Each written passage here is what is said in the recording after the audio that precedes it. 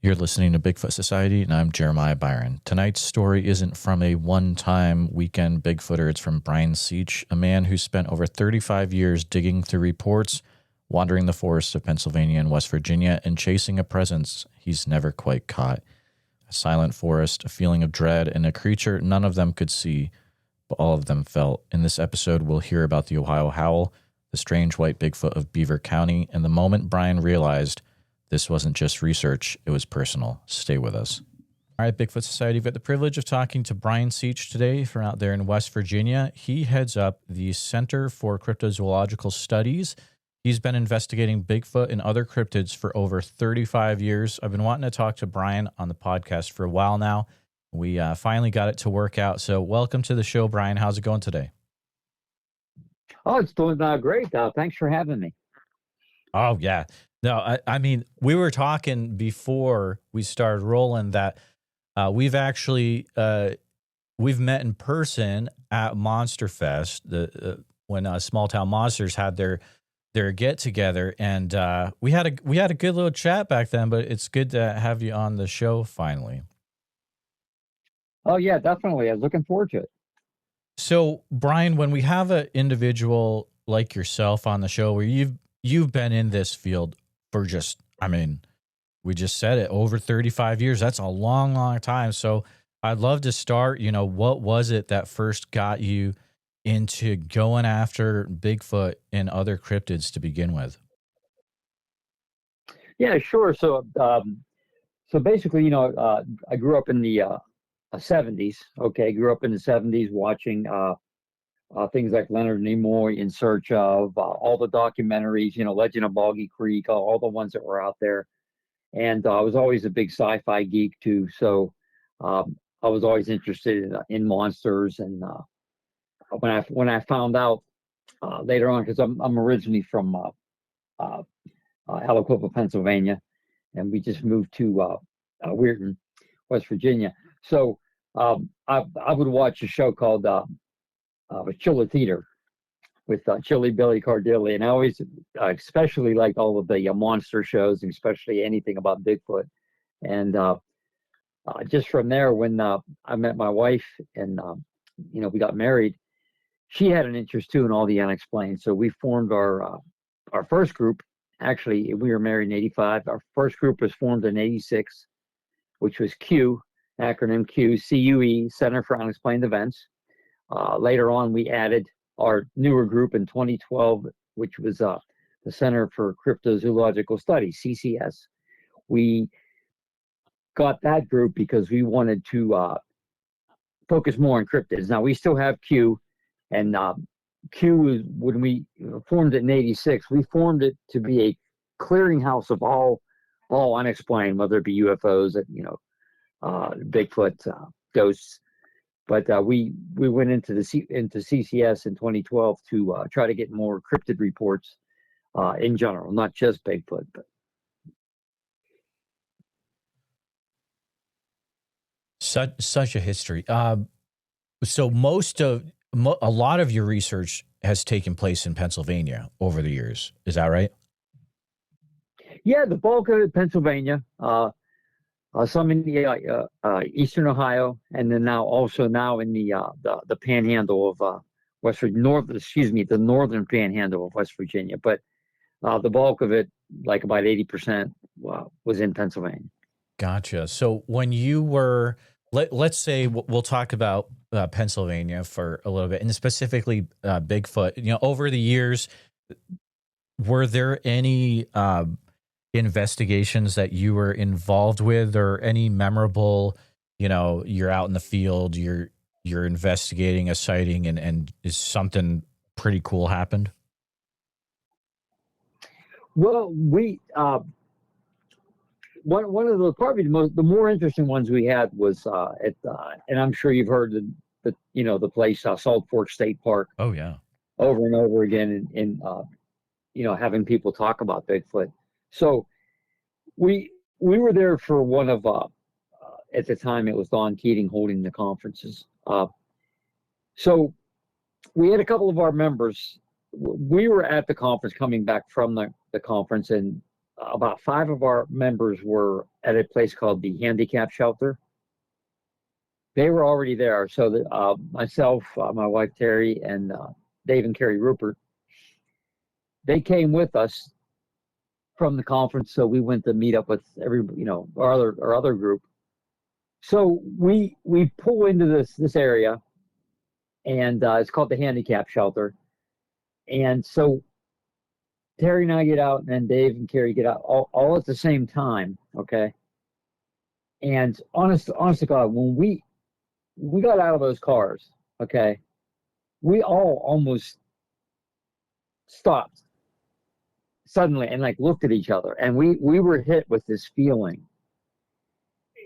They some call it maybe infrasound, hey, maybe we were zapped, things like that. But we all stopped and looked at each other, and Dave and I looked at each other, and we said, hey Dave, something's off here. And we had been to that shelter numerous times, okay? But we got out of those cars, and it was like this, something hit us that said, wow, we shouldn't be here. It was this feeling of dread, this sense that something wasn't right. So we got out of the cars, and we walked underneath the big handicap shelter there. And as soon as we got there, one of our members said, something is off tonight. They felt it too. Okay, they felt that the woods were deadly silent. This was probably about like 10:30, 7 o'clock at night, and we're all just looking at each other, and they said, something's off. Something feels really oppressive here. It almost feels like you're being watched. Again, they didn't see anything. They didn't hear anything when they were there. They just felt something. So Dave and I went back to the cars, got our, I got my night, no, Dave got his night vision, and I got my parabolic. And we walked around the area. We walked up and down the parking lot. And we just felt like, we felt something was watching us, that something just didn't want us there.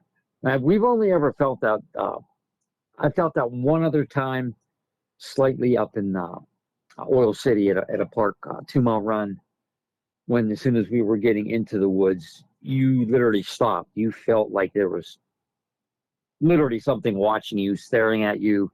You felt very, very uncomfortable.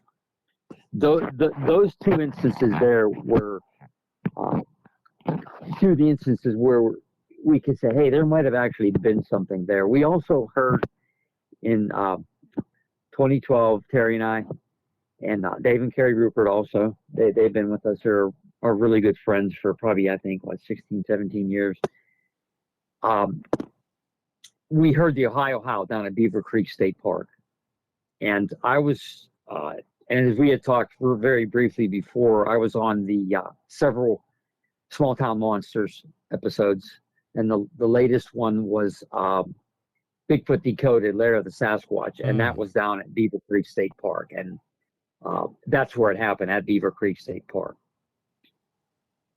But it was a long, drawn-out howl, and if anyone would go on the BFRO website and type in the Ohio Howl, that's what we heard. The Ohio Howl. We were actually on that property when I was a member of the PA Bigfoot Society, and we were on that property, myself and several other researchers, and that was in Wellsville, Ohio, which was not that far from Beaver Creek State Park. So those were probably the 3 of the instances where, out of all the instances, although we were out, out there on night ops or, just hiking through the woods. 3 of the instances where the only time I could really say there might have been something there would have been those 3 instances. Interesting. And that we were talking about that the Small Town Monsters episode of Bigfoot Decoded that you were involved in recently. It's really, really good. And I'm going to have the link in the description so that I would hope everyone listening to this checks it out afterwards if they haven't already, but it really allows you to see, what it is that you were dealing with out there in that area, which is really cool. Um, have you been fortunate enough to have any visuals during your time investigating of Bigfoot or anything that you think may have been a close call at all? No, I can honestly say I have never seen anything. This is the why that I'm still in it while my wife is still in it. We want to see something before we, ride off into the sunset, so to speak. Um, this is why I do it. I remember in the '70s sitting and watching Mysterious Monsters, and the lady sitting in a window, and the arm comes through the window, and I'm sure you saw that many times. And that just got me hooked. And just for that little kid there, sitting there watching it, being fascinated, I'm like, wow, if these things are real, I want to see one. That would mean everything to me. That would probably, and my wife doesn't believe me. Should I see one, I may be done with Bigfooting because this is the reason I'm in it. I'm never going to prove it to the world. Um, unless, I would accidentally happen to hit it like Harry and the Hendersons and then put it on my roof or something. But I'm never going to prove to anybody that it exists, no matter what I could do. So I have to prove it to myself. And that's why I'm still in it. I want to see something. I have a lot of good friends who've seen them. And it's just like, I never have. And it's like all the time and effort that my wife and I and our group and our organization has put into it, and we haven't had any visuals. Sometimes it's like, wow, some of these people just go out, or they'll be driving down the road and this thing will run in front of them, and by dumb luck, they see something, and then we're putting all this time and effort in it, and nothing. It does get frustrating. I will say that. It's such an interesting thing because I am, well, 5 years into this podcast, but focused on Bigfoot specifically, I would say we're probably getting close to like 2 years. And I'm like, my thing now is I just want, honestly, I just want to have some sort of visual. I Yeah. need to get past it and to hear you talk as well. I mean, I might be trying to have that for a very long time. It's a possibility, but it is kind of like, I don't know what it is, but it's especially when you hear so many people talk about it. Yeah. I talk to so many people on this show, all different parts of the country, and it's like, man, it just feels like if I put myself in the right area and maybe I don't have electronics, maybe it will happen. The right intention.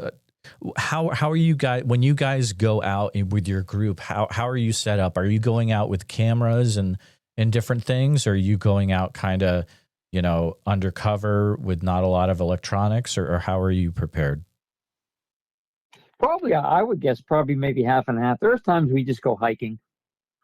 We go hiking in areas that have had encounters. Now, if we go on like an investigation, we're usually almost always carrying cameras, parabolics. We're trying to document something. We're trying to document what we see. Hopefully, we see something. But if we're just out hiking, we're normally not carrying all that equipment. We do carry like a camera, but we won't. A lot of times we don't have them on because we kind of want. Hopefully, this thing's seeing us just hiking through the woods. Not you have cameras on you, but we try to conceal them a little bit, bring them out every once in a while. But when we're on like any kind of like investigation or a night off, yeah, we have all of our stuff with us, definitely. And maybe, as you said too, what you just said, and I've thought a lot of times, let's just go out at night a couple times and not have anything with us. Just, we would never be able to prove what we saw, but if it would spur an encounter, then I think it would be worth it. The time we heard the Ohio Howl, we were actually above Beaver Creek and at the campground, and we were just finishing up a like a Halloween weekend for the kids and stuff there. And so it was about 1:32 in the morning that we were saying goodnight to Rupert's, and we heard the howl. We weren't prepared at all. I mean, we were getting ready to go to bed, and just one long drawn out howl was would have been in the valley below it, and we weren't prepared. Now, if we were, I bet you, if we were sitting up there with with our parabolic and our tape recorder, nothing probably would happen, right? But yeah, sometimes it's almost like a cruel hand of fate here. It's like, after all this, after all the time and money, after we have a huge we call our library the S Files. We've had that since 1986, and we collect as many newspaper articles, magazines, books, old newsletters. We have a bunch of old researchers. They give us old material that's very hard to find. We work with Dr. Paul Johnson. He's the second longest Bigfoot UFO researcher in Pennsylvania, and he's been doing it since the 70s.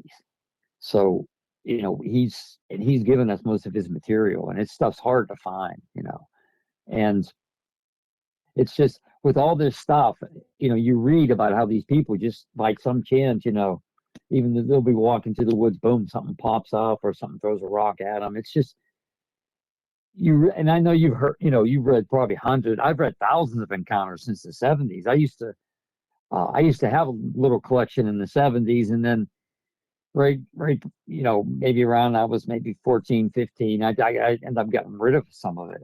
This collection would be even bigger now, which seems almost impossible. But so much out there, so many things, so many people have seen these things for years, and it's documented. And as you said, all across the United States. We mainly focus PA, Eastern Ohio, and the Panhandle of West Virginia, just 3 states. And but yeah, you've done it all, so you've heard all the stories yourself. I can't imagine what that library must be like. It must be just massive and irreplaceable for sure. I mean, there's certain people I think about in the field. Now you're one of them, but I think of people like Stan Gordon. Like his library must be massive as well. But there is. You mentioned you've read all these reports for so many years, and I'm sure that you found some interesting patterns between the different witness reports that you've read. Have you noticed any patterns over the years that usually the person is, or maybe different patterns between witnesses, like a common thread at all when you've been reading these reports? Well, especially like a lot of the ones we get can be very simple. They're driving down a dark road at night, and one of these creatures just runs in front of them. I mean, people said, "Hey, what's the best way to go look for Bigfoot?" Some say, hey, go out in the middle of the woods, do this, blah blah blah. Sometimes I say, hey, just drive down all these dark roads that have had sightings. You're just as apt to have something run across than have them come to you, maybe by accident. And if you do, you read enough of the reports can be redundant, like even out west to out east, even the same patterns, almost the same behaviors what these creatures do. One of the more interesting reports that we got was one of the first ones we actually took here in Beaver County. So it was at a place called Brady's Run Park, and it was after a storm. There was 2 ladies that were underneath the shelter. The storm went by. They get on their horses and they're riding up the trail to the woods, and they see out of their left, off to their left, they see something that looked like it was crouching, and it got up and it stood up. And the really cool, interesting thing about this is this creature, I think it was a dark brown creature.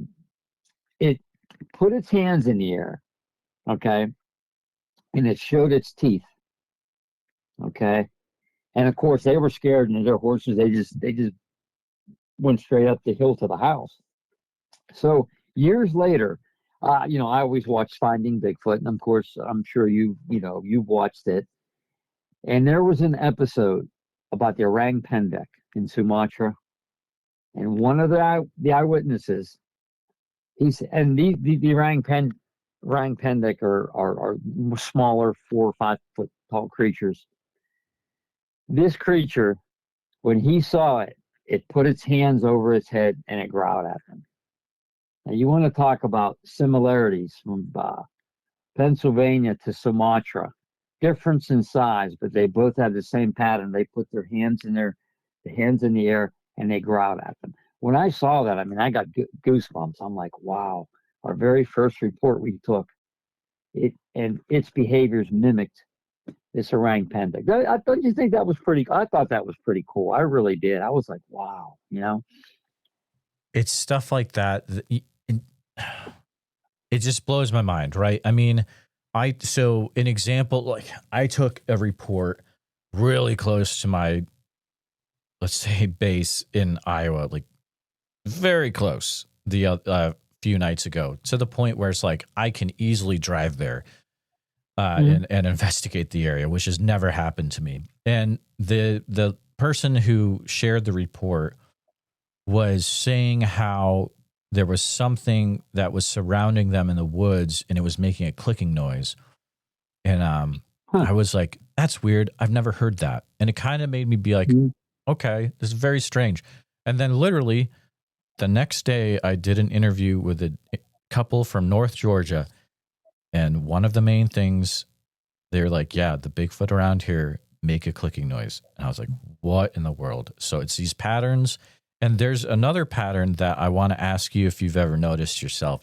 It's really on my mind right now because I've been noticing a lot of it in different reports I'm getting. It seems that more often than not, these individuals that will have a encounter with a Bigfoot right before, or in, let's say, a week before or days before, they have had some really intense traumatic event happen where it's either they've lost a loved one, they've gotten divorced, just things that really, really, really shake you up. And then they're like, you know what? Forget this. I'm going into the woods. I'm getting away from it. And boom, they run into a Bigfoot. Is that anything that you've noticed over the years, or maybe just a pattern that I picked up myself recently? Well, we've had a couple people who've talked about one woman was going through a difficult time in her life, and one of these creatures, and this lady's actually interviewed on the Buckeye Bigfoot series. Sure. And I was able to provide them 2 eyewitnesses who both, a woman and a man, who did not know each other. One saw a white creature in Beaver Creek State Park, okay, where we filmed that. And the other was in Beaver County, which I grew up in. And Beaver County butts up against Columbiana County in Ohio. So if you were to look at a map, you would see Columbiana County, Beaver Creek, and right across from it is Beaver County. And both of these eyewitnesses interviews are in the Buckeye Bigfoot. I think the episode was towards one of the ends about the white creature, about the white Bigfoot. And they both saw the same thing. And we were able, unfortunately, my wife and I were not able to, the eyewitnesses wanted to meet each other. So we had to get permission from each of them to say, hey, we have another eyewitness who we believe might have seen the same thing. Would you be able to meet up with them? And unfortunately, we had something that came up and we could not do it, but we still said, okay, here's the names, and they met up. And I wish we could have just sat there and listened to both of them. It's just something came up and we were just unable to make it. And they both described the same thing. And so the lady in Beaver County had seen it, I believe, about 3 times over a 20-year period. Okay, and that might not be exact, and the gentleman saw it once. but basically the 7 foot tall creature, almost like the hair was almost covering its face, and it just watched them.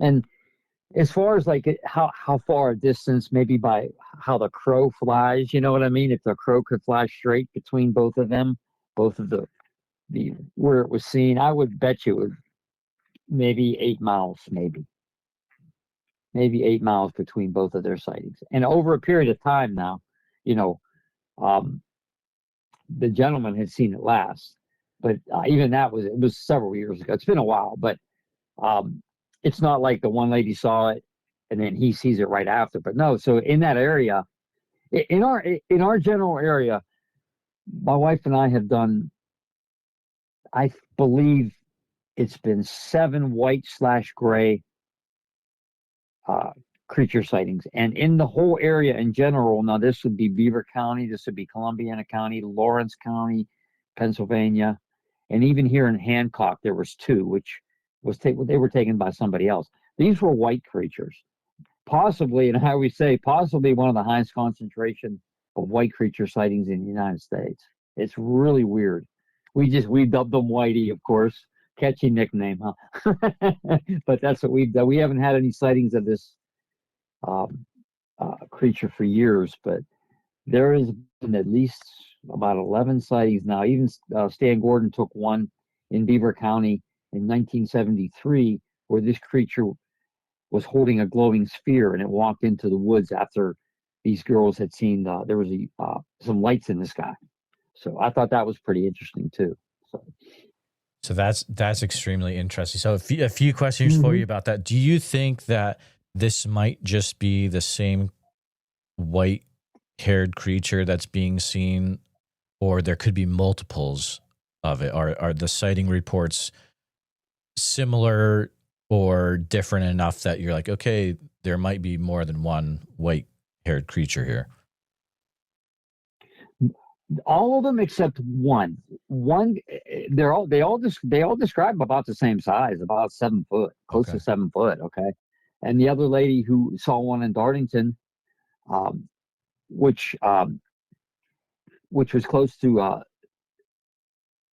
Actually, there's the other thing I forgot to mention. Actually, when I told you about when the one creature put its hands over its, that was a dark creature. Well, up the hill, and years later, I'm talking 40 years later, there was also a white creature seen within that mile radius. Okay, and from where Brady's Run is to Darlington, another lady saw a white creature too, and it almost had, like she said, almost looked like a Pyrenees, like where the hair almost covered his eyes type thing. So they were all about 7 foot, except now where it deviates is there was one in Newcastle, which is in Lawrence County. It was a 4 foot tall small creature, and the guy could see its eyes. So was there two? Was there not only this big one but a smaller one? But the smaller one was only seen one time. So, but for the most part, almost 90% consistent. It was almost looked like the same height and everything. Okay. Except for the 4 foot tall one, which I don't know if could that have been an offspring or just a total. I don't know. That is extremely weird. The area that you're taking reports from. Have you found that most witnesses are describing them the same way? And what I mean by that is, like, how some witnesses will say, well, its face looked kind of more like an ape, or its face looked more like a Neanderthal, or, just a hairy guy you would see on the street. Are they describing it the same way, or are there maybe different types of ones that have looks that are not the same? Most of the ones that we've taken are more ape-like. Now there was one in 73, okay, also in Beaver County, that we took. Now obviously we took this one years later, because I was only 8 in 73. So, and this one's kind of interesting too. This was at a trailer court, which we know that here in PA, Bigfoot love trailer courts for some reason. This kid was playing in his room, and he looks to his left. He sees movement, and there was movement out of. And so in the window, this looks like this creature was walking by, and it stopped. Sees him, turns, sees him playing on the floor, and this is the weird part. He says, "Brian, this thing turned, and then its eyes glowed red." He says the eyes weren't red until he saw the kid. Then he said they glowed red. And we took one other report in this was in Westmoreland County. This was obviously way years later, maybe in the 2000s sometime, where the gentleman and his girlfriend, well, let's just say, it's a family show, they were just resting in the woods, okay? Just resting in the woods. Well, they get up from resting in the woods, and they start walking, and the gentleman walks, he almost runs into this Bigfoot. I guess the way he was describing it is he got up and he was walking, and this creature must not have seen him and was like kind of looking around distracted, and it stopped in front of him. And he says, I was close enough to it that it stopped, and it looked at me. He says, it looked at me, and I almost saw the eyes went red. They didn't glow red, they turned red, almost like the blood was coming in them.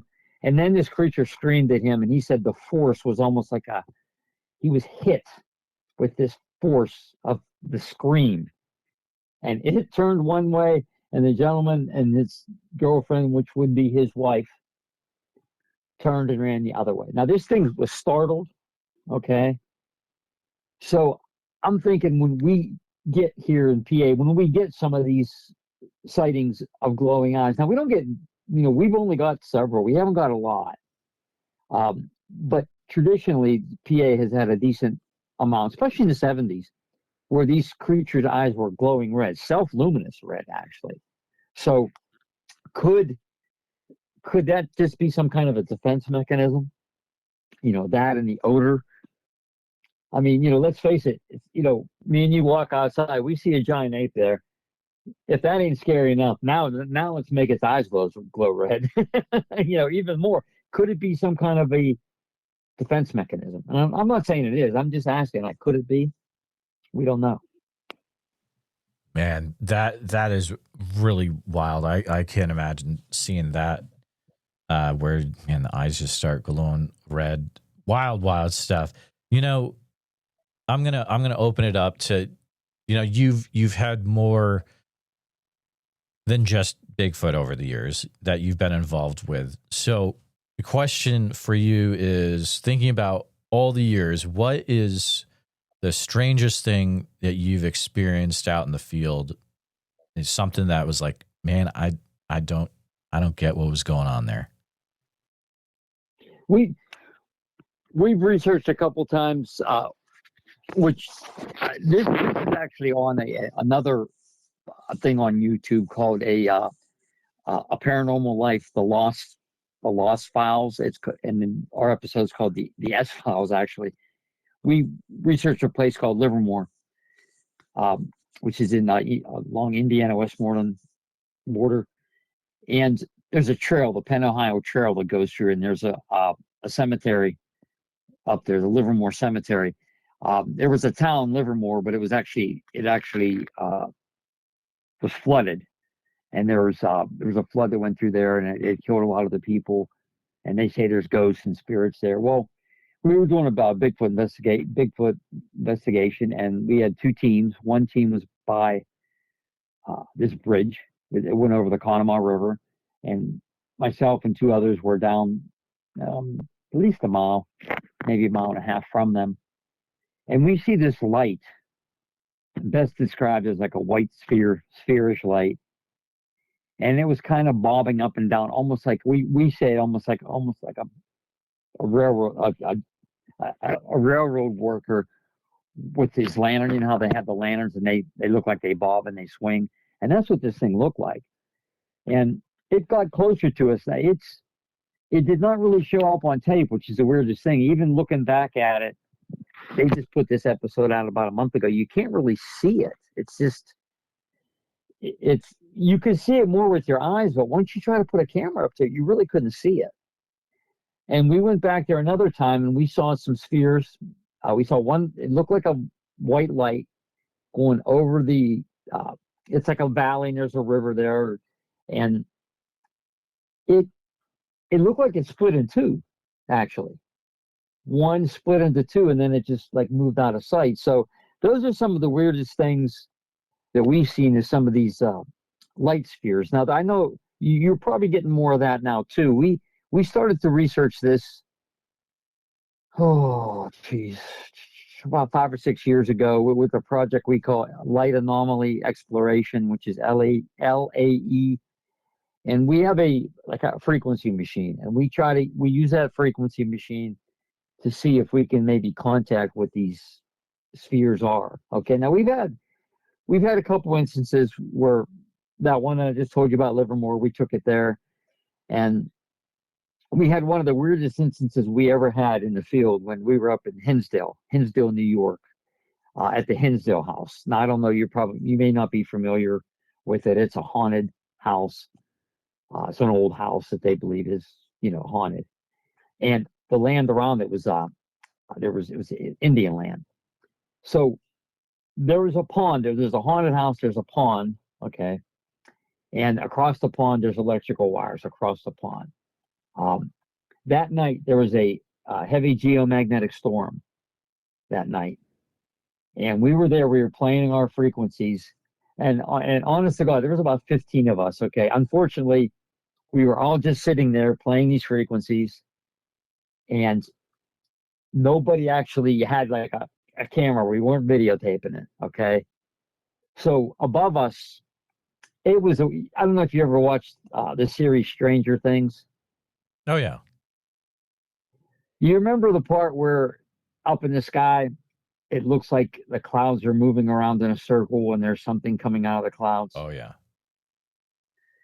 Honest to God, that's what happened. Oh. I mean, we're all looking, and in that cloud, it looked like there was like lightning inside the cloud, and then this appendage looked like it came down like a black cloud. Now, I think it may have been some kind of a weird weather formation. Okay, and I don't know if there's anything if it was a cause and effect, like if all those factors with the water and the electrical line over it and the geomagnetic storm and our frequencies being projected. I don't know I'm not saying we caused it, but I don't know if it enhanced what might have been happening. But it only lasted about maybe 10, 12 seconds, and it just dissipated. But it was the weirdest thing I've ever seen in my life, honestly. And in that area, too, there have been Bigfoot sightings. They have these little creatures. They're allegedly called the Pukwudgies. You probably heard about those things. Uh-huh. I know New York has them, too, Massachusetts, I think. And we didn't see any Pukwudgies or anything, but there was a bunch of us, not myself and my wife. They walked down this road. It's like there's a dirt road. There's a couple houses, but not a lot. So we see these, and it was night. It was maybe 11, 12 o'clock. So about 5 guys walked down there. All of a sudden, we hear this noise, and these flashlights are moving like they're running, like they're actually running from something. And they get to us, and they said, we saw something was in the woods. Something big was in the woods. So I went up to the trail there. They have this Indian thing. It's called the offering tree. You make offerings to this tree, the Native American spirits. And I sat up there hoping to maybe, this thing apparently would have ran in that direction, but didn't see anything. It got a little weird. One of those times it seemed a little weird. I mean, you couldn't say anything there. Okay. But it did seem a little weird, maybe it's my imagination, but so that was probably one of the weirdest nights we've had with, I wish we could now I have the frequency written down what we you know, and again, I don't know offhand what it is, but it's written down in the book, um, that if those I mean, the pond's still there, the wires right over the pond still. If we would ever get back up there with the precise uh, major geomagnetic storm, who knows? And play that same frequency, could it happen again? Now, that would be an interesting experiment, but the chances of us having all of those factors going back up there would be astronomical. But it's very interesting, I think. Yeah, I mean that's fascinating. Did you ever try to use that same frequency again in any other way? Yeah, we did try. We did try it a couple other times, but just never. Nothing really happened. We've had our machine probably for about 3 or 4 years. Unfortunately, the amount of times we've been able to use it, gone out and use it, because we call them gelling is what the name of it is. It's a modified. It's got modified plasma balls in it, and it's hooked up to a little spooky 2 frequency machine. It was like a prototype made. There's only one other one out there. This inventor made it for us. So I think we went to do some kind of a tinkering now, and you got to get this thing, and you have to have like a power source with it and hook it up, and it's a pain in the butt to use. It really is, But we hope to do some more this year. I hope to do some more. I haven't been able to do it here where we live. We call it a holler, holler down here, and we have a creek right beside us, and we're in a bowl. And when this water's flowing, when it's flowing, it's a small creek. It can be a raging creek. So we may do something like that when the water and the energy's flowing a lot. You know what I mean? Then we might try, if we can get that certain set of circumstances, and we know when there's going to be a major geomagnetic storm, try it down here and maybe see what happens. No, I think that's a cool idea. Yeah. I'm very out of my knowledge base when it comes to this, but this type of machine, could it also be used to create frequencies that are very low on the scale, like infrasound, or I might be thinking of something completely different? Yeah, we don't. Most of the frequencies are higher frequencies. I saw somebody or somewhere that there is something out there that, I think it was on Expedition Bigfoot, maybe, about low frequency infrasound, that they can do that and track it, but it's an expensive piece of equipment. And a lot of these TV shows, you don't really know what 100% to believe. Is it all show? Is there some truth to it? I was lucky. I was lucky to be on.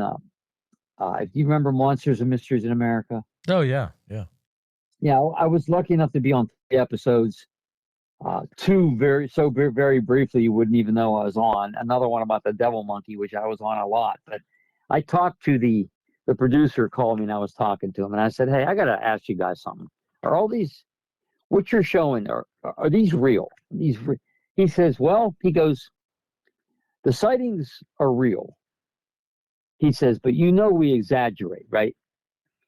I said, "What?" He said, "Yeah, we exaggerate for ratings."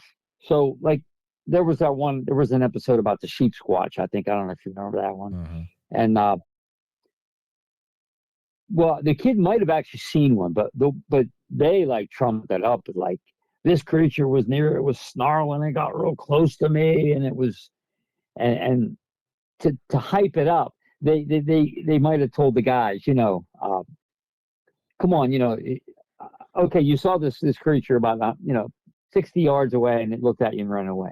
We want you to hype it up. We want you to say it was snarling at you. And it was a younger kid, so I think that's what he did.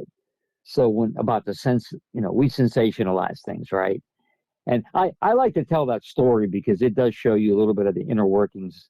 And believe me, like I said, I was on like 3 episodes, but only one that I really had any airtime to. And ironically, it was about something I didn't even really know much about. It was the devil monkey. I had to do some research on it. But so don't always like, yeah, and I think most people don't believe what they see on TV. I mean, they probably do, even like Expedition Bigfoot. I've heard pros and cons about that. Okay. And whether it's totally real or parts of it are real, but they sensationalize other parts. You just, you get, the older you get, the more cynical you get and skeptical about a lot of the stuff that's on TV. And that's, like to me, Monster Quest was the gold standard. Okay.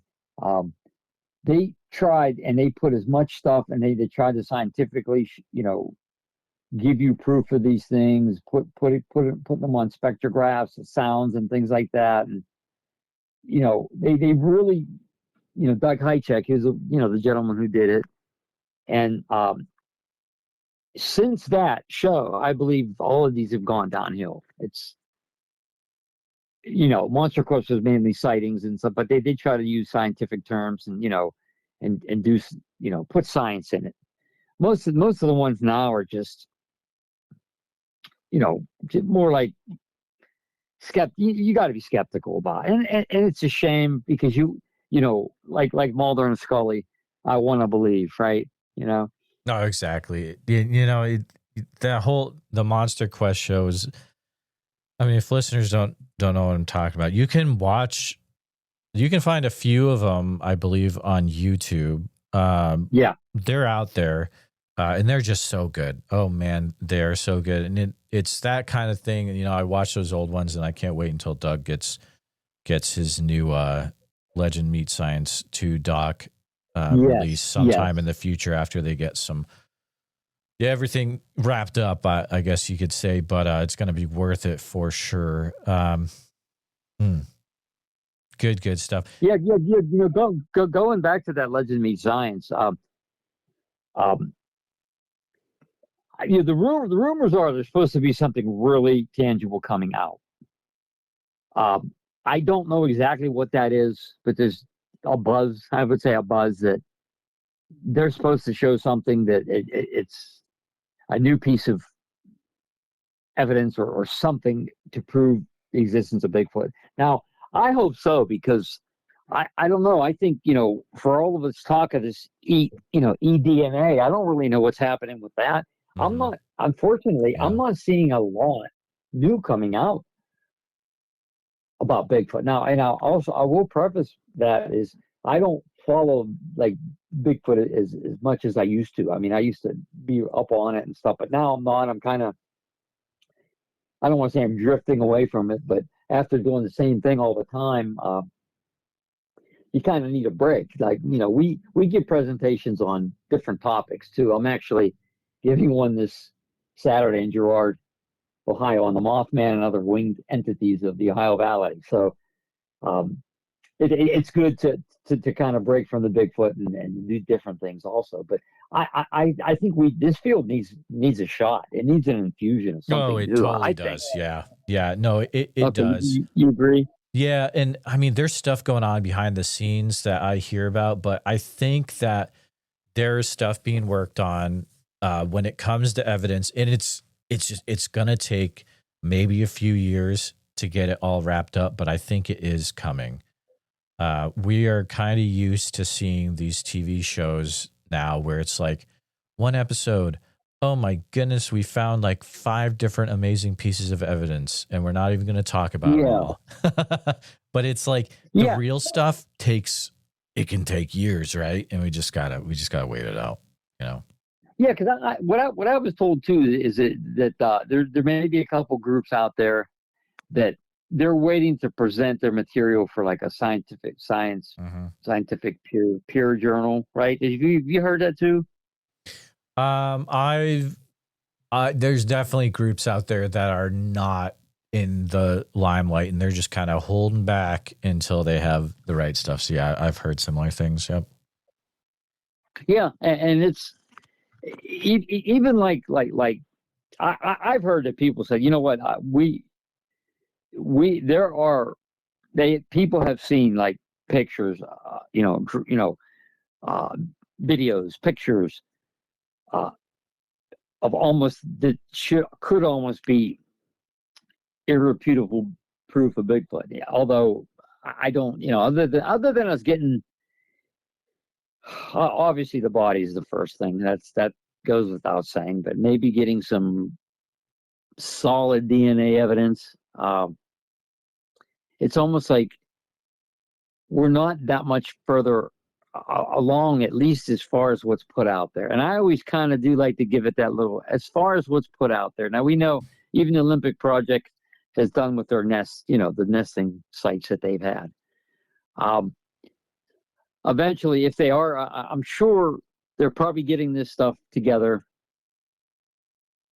and they will try to, present this to scientists, and then hopefully it would be made public eventually. Mm-hmm. So I hope. I mean, like I said, we can always cross our fingers. Yeah, I mean, I'm not even sure. I mean, with the technology going as crazy as it is going right now with AI stuff, and I mean, it's getting to the point where like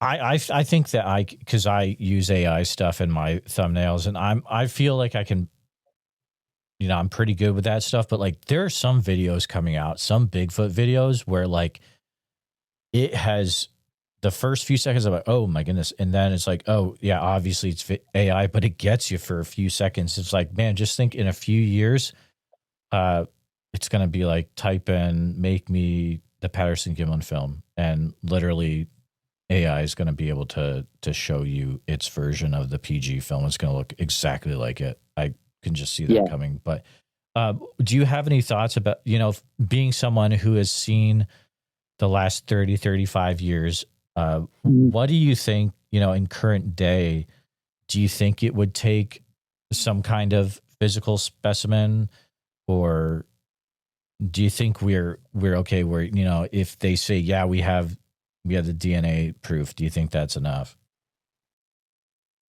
I think it's always going to take the physical specimen, hopefully alive. Yeah. I always say, some people get mad. I said, I would hate to have one killed to prove it. I really would.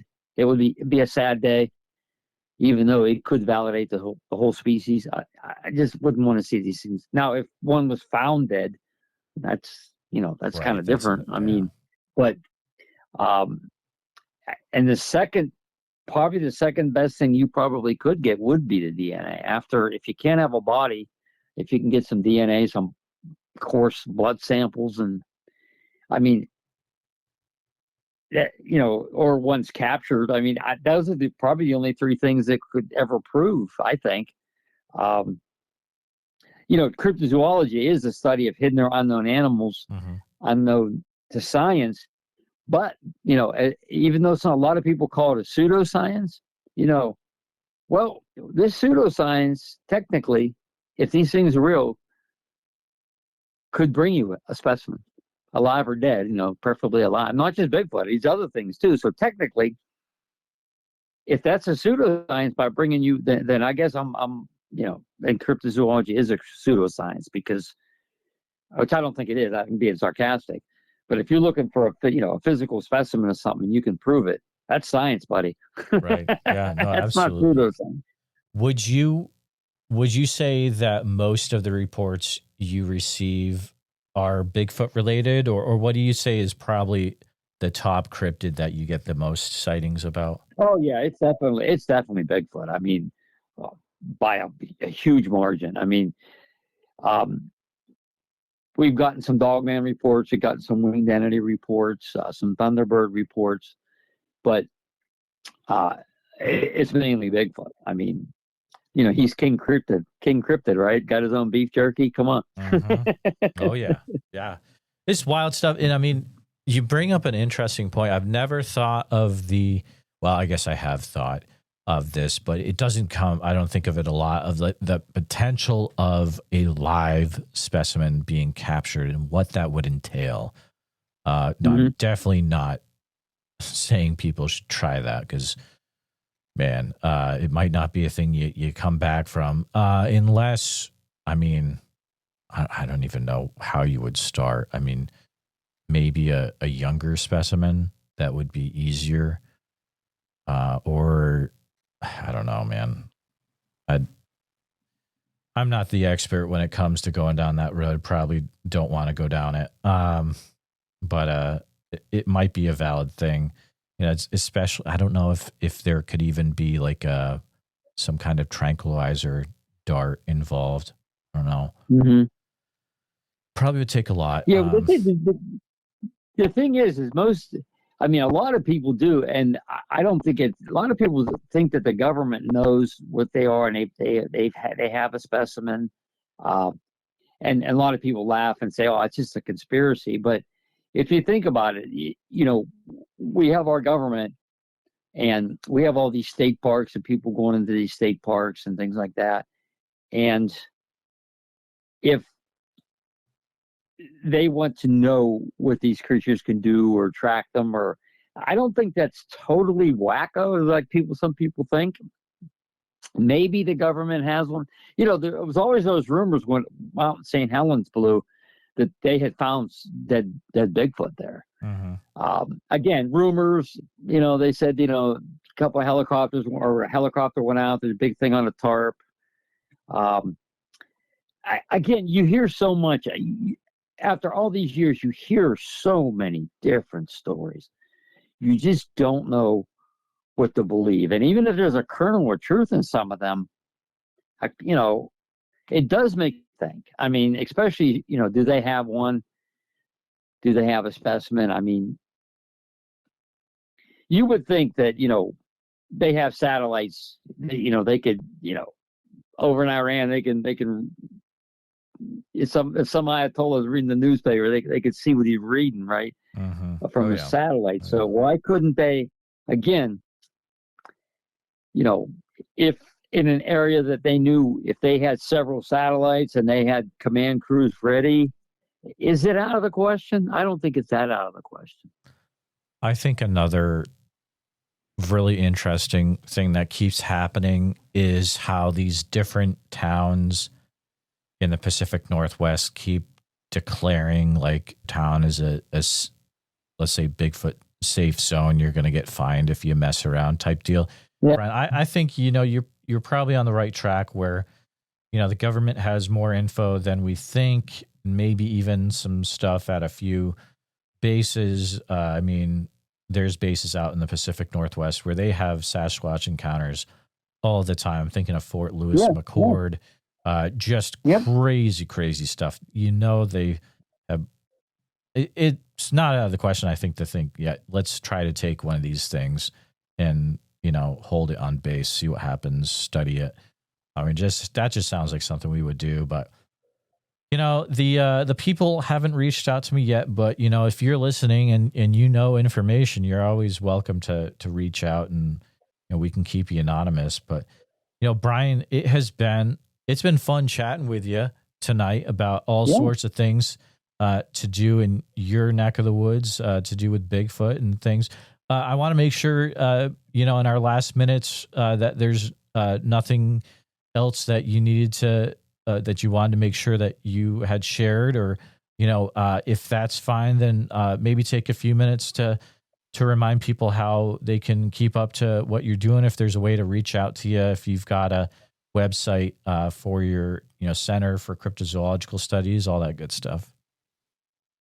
Yeah, we have a couple Facebook pages. We have you just type in a Center for Cryptozoological Studies, and also that's on Facebook, and then also Center for Unexplained Events on Facebook, or you can contact me, Brian Seech, on Facebook, or email us at Center for Crypto Studies at gmail.com. I had to think that's real long, but yeah, and we don't give out names.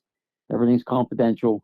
I mean, we could put your sighting out, but we wouldn't put like, hey, I was on Farmer Jim's property in Leet Township. We won't give an exact coordinates or anything, but we do like to get at least the bare bone of the sighting out to spur other sightings, and maybe it would spur that one encounter we're always looking for. You never know.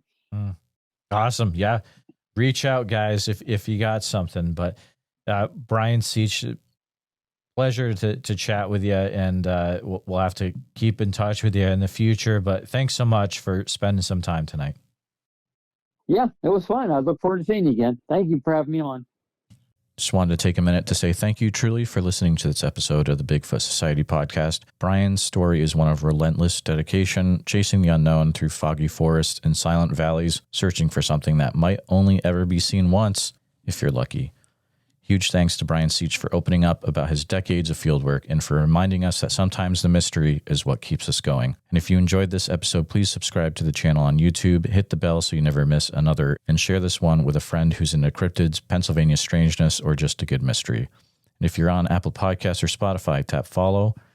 Leaving a review helps more folks find the show. Now, if you've had your own Bigfoot encounter, especially in Ohio, Pennsylvania, or West Virginia, shoot me an email at bigfootsociety@gmail.com. I'd love to hear your story. And don't forget, Sasquatch Summerfest is coming up July 11th through the 12th in Oak Ridge, Oregon. Bigfoot Society listeners can grab a 2-day pass for the price of 1-day pass with code BFS at checkout. Get your tickets now at sasquatchsummerfest.com. Thanks again for being part of the Bigfoot Society. Until next time, keep your eyes open, trust your gut, and never stop asking what else might be out there. So see you in the woods.